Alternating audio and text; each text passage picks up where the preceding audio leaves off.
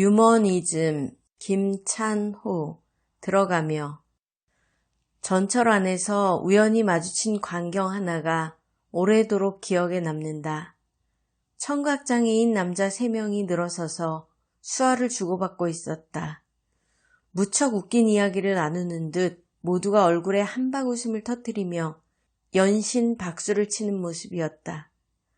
주변의 시선에 아랑곳하지 않고 대화에 온전히 몰입하고 있었다.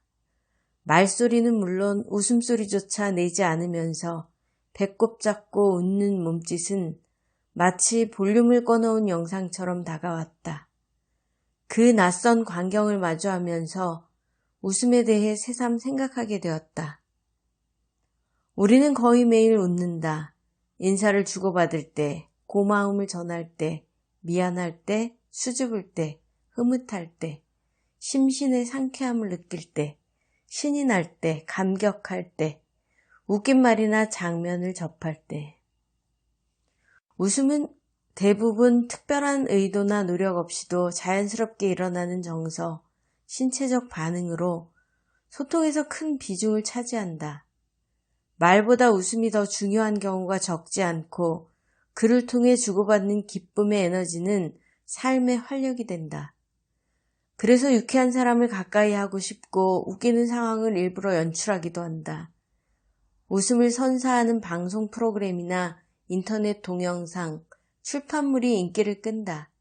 바야흐로 유머 권하는 사회다. 유머는 인간이 발휘하는 독특한 정신적 능력이다.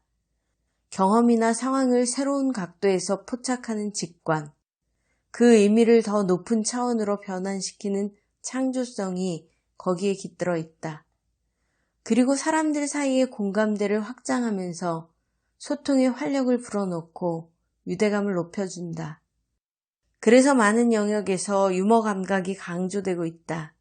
가족생활, 대인관계, 직장생활, 대중문화, 디자인, 예술, 마케팅, 비즈니스, 조직경영, 사회운동, 정치, 외교, 무대 등.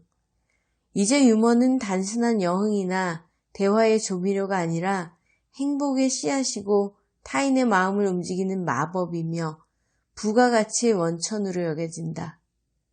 개인적 매력의 주요 덕목이자 사회적 경쟁력의 매개체가 된 것이다.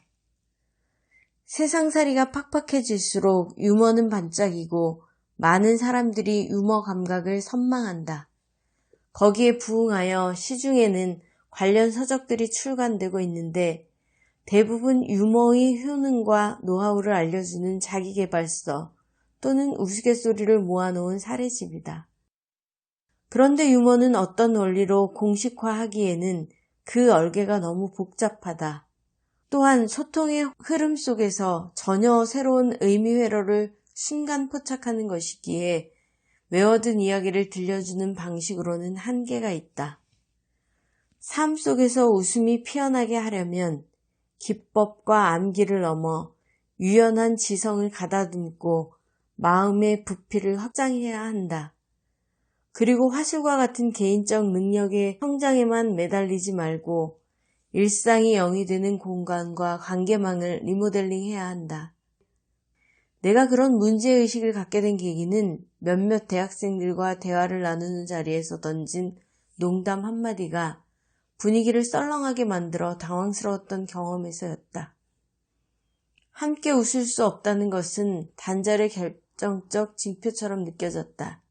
왜 농담이 통하지 않았을까? 여러 가지 원인을 짐작해 본다. 내가 요즘 젊은이들의 유머 코드를 잘 알지 못해서 엇나갔을 수 있다. 청년들이 고단한 생활에 지쳐 유머를 즐기기 어려웠을 수 있다. 또는 우리 사회에 세대 간의 친밀감이 부족하고 관계가 경직된 탓도 있을지 모른다. 모두가 원인이 될 수 있고 그 하나가 유머가 성립하는 요건이라 하겠다. 나는 유머의 본질과 사회적 연관성이 궁금해졌다. 유머는 어떻게 발생하고 작동하는지, 삶과 인간관계에서 어떤 효과를 자아내는지를 연구해보고 싶어졌다. 하지만 막상 연구에 착수하고 보니 예상보다 험난했다. 철학, 미학, 심리학, 언어학, 문학, 역사학 등에서 유머를 간간히 다루긴 했으나 학문적 축적이 빈약한 실정이다. 그나마 나와 있는 이론들은 무척 난해하고 유머의 논리를 해부하는 데 치중하다 보니 그 생동감이 사라져버리기 일쑤다. 그래서 내가 겪은 경험이나 보고 들은 구체적인 사례들을 분석하는 쪽으로 방향을 바꿔보았다. 그런데 이건 역시 웃음이 터져나왔던 상황의 생생함은 사라진 채 무미건조한 정보만 주무르는 듯해서 회의감이 밀려들었다. 유머는 그저 웃고 즐기면 그만이지 그에 관해 굳이 논의할 필요가 있을까?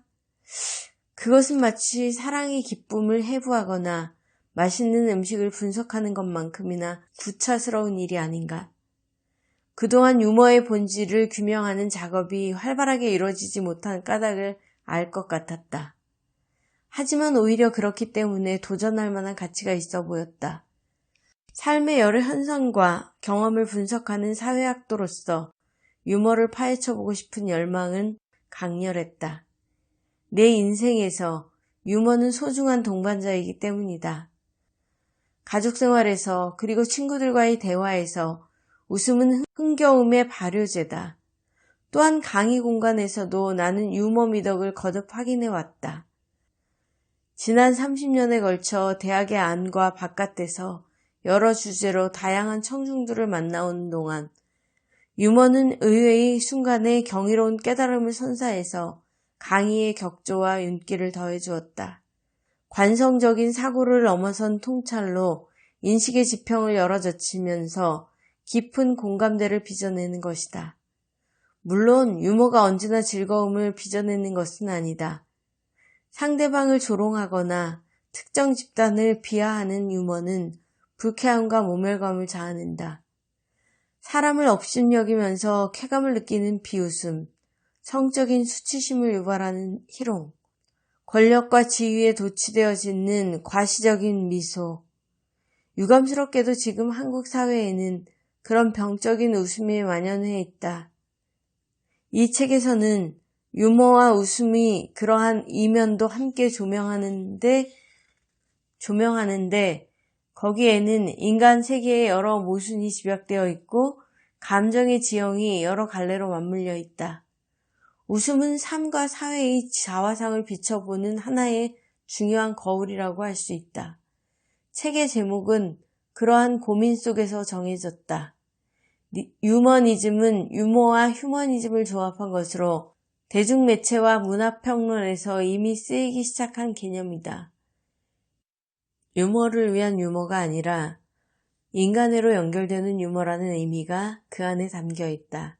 사람을 따스하게 품는 마음과 삶에 대한 연민이 묻어나는 웃음을 지향하며 더 나아가 비인간적인 현실에 저항하고 새로운 존재를 형성한다.